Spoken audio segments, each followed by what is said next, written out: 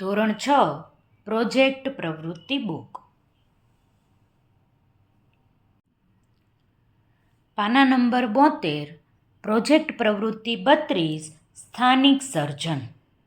તમારા ગામની સ્થાનિક વિશેષ પ્રવૃત્તિ કે જે અન્ય માટે પ્રેરણાત્મક હોય, વખણાતી હોય, તમારા ગામ કે વિસ્તારના ગૌરવ તરીકેની પ્રવૃત્તિ હોય, તમારા વિસ્તારની હસ્તકલા કે અન્ય કોઈ કલા કારીગરી અથવા વિશિષ્ટ સામગ્રી નિર્માણ કરવામાં આવતી હોય તેની સાથે જોડાયેલ વ્યક્તિઓની રૂબરૂ મુલાકાત લઈ તે સામગ્રી કે કલા મુજબની પ્રવૃત્તિ તમારી શાળામાં તૈયાર થાય તેવા પ્રયાસ કરો.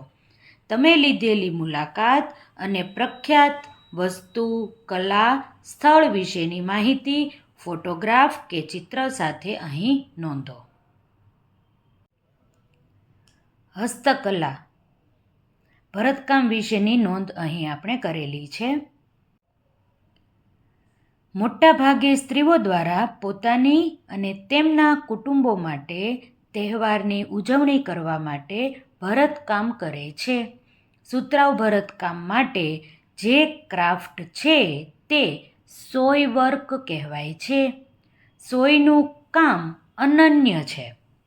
સૌરાષ્ટ્રની ભરતભરેલી ગૃહ સજાવટની કલાત્મક ચીજોની હાલ ખૂબ માંગ છે.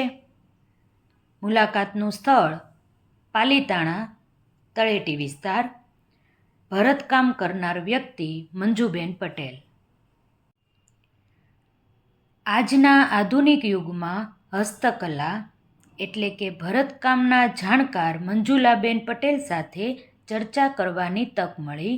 તેઓ આભલા વર્ક, સાદું ભરતકામ, પોલો ટાંકો, કાચ બાવળિયા, કાચ સિકલ અને અન્ય વિવિધ પ્રકારના ભરતકામનું કૌશલ્ય ધરાવે છે.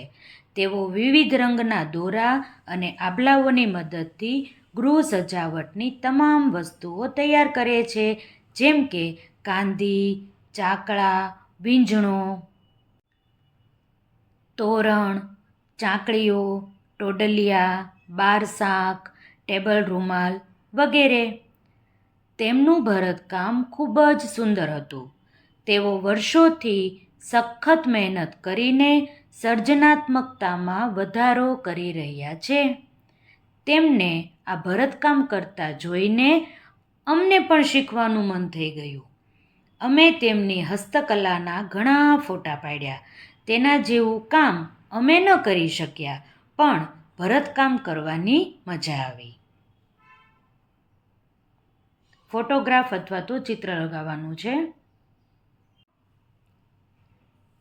આપણે જે ભરતકામ શીખ્યા હતા તેનો નમૂનો અહીં મેં રજૂ કરેલો છે. તમે જે ફોટા પાડ્યા હતા તેના ફોટા ચોંટાડી શકો છો.